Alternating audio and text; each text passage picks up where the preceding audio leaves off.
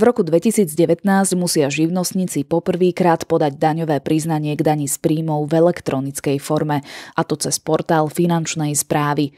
Vo videonávode portálu Podnikajte.sk vás prevedieme cez jednotlivé kroky vyplňania tlačiva. Ako vzor sme si zvolili živnostníka Juraja Rovného. Je fotograf a rozhodol sa uplatniť paušálne výdavky, pričom spĺňa všetky zákonom stanovené požiadavky na ich uplatnenie. Jeho príjmy za rok 2018 boli vo výške 18 000 eur. Počas roka 2018 platil odvody do sociálnej a zdravotnej poisťovne v minimálnej výške a tak zaplatil poistné v sume 2580 eur.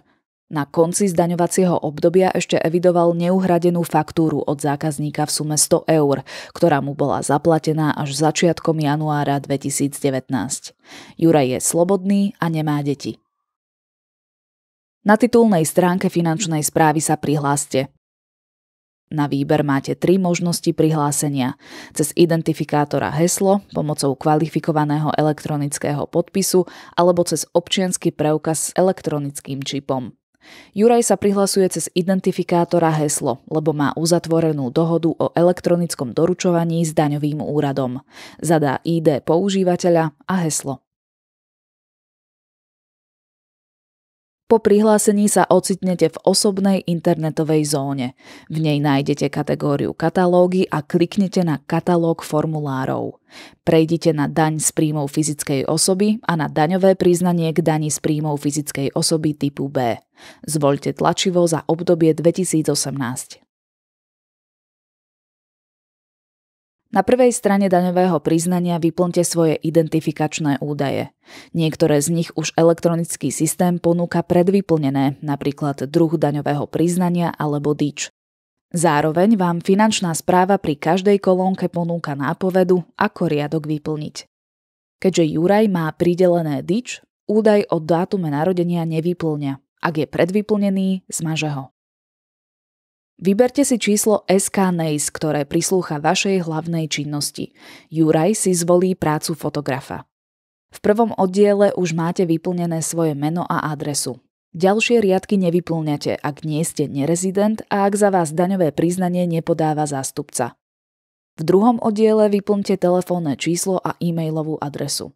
Aj keď tieto dva údaje nie sú v daňovom priznaní povinné, je dobré ich vyplniť pre prípad, že by sa daňový úrad potreboval s vami spojiť. Tretí oddiel vyplňate len v prípade, ak poberáte dôchodok, uplatňujete si nezdaniteľnú časť základu dane na manžela či manželku alebo daňový bonus na dieťa. Ak sa vás netýka uplatňovanie daňového bonusu na zaplatené úroky, štvrtý oddiel nechávate prázdny. Piaty oddiel by ste museli vypísať iba v tom prípade, ak by ste počas roka 2018 dosiahli príjmy aj zo závislej činnosti, čiže zo zamestnania alebo z dohody. Keďže ani jeden z oddielov sa Juraja netýka, nevyplňa ich. Ďalším krokom je vyplnenie tabuľky číslo 1 v 6. oddieli, kde do riadku 2 prvého stĺpca vpíšete príjmy zo živnosti. V našom prípade Juraj zadá sumu 18 000 eur. Po vpísaní príjmu vás systém v dolnej červenej lište automaticky navádza na vyplňanie ďalších riadkov, s čím je spojená aj logická kontrola. Sumu zapíšte aj do riadku 10, stačí dvojklikom. Ďalej označte, že si uplatňujete výdavky percentom z príjmov pri príjmoch podľa paragrafu 6 odsek 1 a 2 zákona. Do ďalšieho riadku vpíšte preukázateľne zaplatené zdravotné a sociálne poistné. Juraj uvedie sumu 2580 eur. Následne sa opäť vráťte do tabuľky číslo 1 a keď dvojklikom kliknete na políčko v riadku 10 v druhom stĺpci, automaticky sa vám vypočíta suma vašich paušálnych výdavkov. Ak by ste si viedli daňovú evidenciu, teda uplatňovali preukázateľné výdavky, vyplňali by ste tabuľku 1A. Ak si uplatňujete paušálne výdavky, presunte sa do tabuľky 1B. Keďže Jurajovi na konci roka 2018 ostala neuhradená faktúra v sume 100 eur, vpíše ju do tabuľky číslo 1B do riadku 2 druhého stĺpca. Ak nemáte neuhradenú pohľadávku, tento riadok nevyplňate. Do riadku 41 následne vpíšte sumu vášho príjmu a do riadku 42 sumu paušálnych výdavkov. V riadku 43 vám z rozdielu predchádzajúcich dvoch položiek vznikne základ dane, v Jurajovom prípade 4620 eur. Tú istú sumu vpíšete aj do riadku 47. Ak ste v minulých rokoch nemali daňové straty, neodpočítavate si ich a neuvádzate prehľad o ich vzniku. Sumu základu dane doplníte aj do kolónky číslo 55 a 57. Oddiel 7 sa vás týka len v prípade, ak ste mali príjmy z kapitálového majetku. Oddiel 8 sa vzťahuje na ostatné príjmy, napríklad príjem z predaja nehnuteľnosti, príjem z výhry alebo príjem z predaja virtuálnej meny. Juraj takéto príjmy v minulom roku nemal. V oddiele 9 vyplňte do riadku 72 sumu čiastkového základu dane. V riadku 73 sa vám po dvojkliku zobrazí suma nezdaniteľnej časti základu dane. Nasledujúce 3 kolónky vypisujete len v prípade, že si uplatňujete nezdaniteľnú časť dane na manželku alebo manžela, na príspevky na tretí pilier a na kúpeľníctvo. To ale nie je Jurajov prípad, takže riadky nevyplňa. Sumu nezdaniteľnej časti základu dane vpíšte aj do riadku 77. V nasledujúcej kolónke vám po dvojkliku systém vypočíta základ dane z príjmov po znížení o nezdaniteľnú časť. Tú istú sumu vpíšte do riadku číslo 80. Jurajovi vyšla čiastka takmer 790 eur. Riadok 81 predstavuje daňovú povinnosť, ktorá sa vypočíta ako 19% zo základu dane. Jurajová daňová povinnosť je tak 150 eur aj 9 centov. Sumu dane napíšte aj do riadku 90, 105, 107,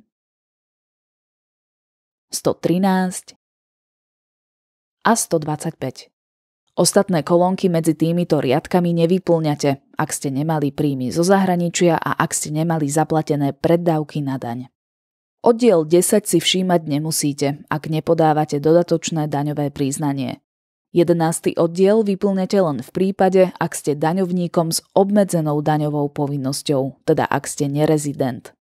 Ďalšie údaje vyplňte až v oddiele 12, ktorý slúži na poukázanie 2% z dane z príjmov. Ako prvý si dvojklikom vyplňte riadok 141, kde vám systém vypočíta výšku podielu. Pokiaľ vám vyjde menšia čiastka ako 3 eurá, alebo nechcete poukázať podiel zaplatenej dane, zaškrtnite okienko Neuplatňujem postup. Ak ste dobrovoľníkom a spĺňate podmienky na poukázanie 3%, zakliknite okienko Spĺňam podmienky. Následne vyplníte údaje neziskovej organizácie, ktorej chcete poukázať podiel zo zaplatenej dane. V prehľade prijímateľov si môžete vybrať konkrétnu organizáciu. Ak chcete, aby nezisková organizácia videla, že ste jej podiel poukázali vy, zaškrtnite okienko Súhlasím so zaslaním údajov. Oddiel 13 necháte prázdny, ak nemusíte uvádzať osobitné záznamy pri príjmoch zo zahraničia, prípadne ďalšie informácie. V riadku 143 uvediete počet príloh, ktoré prikladáte k daňovému priznaniu. Samotné tlačivo daňového priznania už obsahuje 3 prílohy a preto aj keď sami žiadnu prílohu neprikladáte, systém automaticky vpíše číslo 3. Následne vyplňte dnešný dátum. Ak nežiadate o vrátenie daňového preplatku alebo vyplatenie daňového bonusu, oddiel 14 si nevšímajte. Prílohu číslo 1 vyplňate v prípade, keď si chcete uplatniť odpočet výdavkov na výskum a vývoj. Príloha číslo 2 vás zaujíma len vtedy, keď vám boli vyplatené podiely zo zisku, teda dividendy, prípadne ďalšie príjmy, ako podiel na likvidačnom zostatku. Následne vyplňate prílohu 3, a to konkrétne riadok 11, sumou, ktorá predstavuje zaplatené sociálne poistenie za rok 2018. Na riadku 13 a 14 uvediete sumu zaplatených odvodov na zdravotné poistenie. Na konci prílohy vyplňte dnešný dátum. Vyplnené daňové priznanie si môžete pred odoslaním ešte skontrolovať. Kontrola však prebieha už aj počas vyplňania. Ak je daňové priznanie bez chyby, môžete ho podať. Nakoľko Juraj komunikuje prostredníctvom dohody, podanie urobí cez tlačidlo podpísať a podať elektronickou značkou. A to je všetko. Ďalšie podrobnosti ohľadom podávania daňových priznaní nájdete na portáli podnikajte.sk.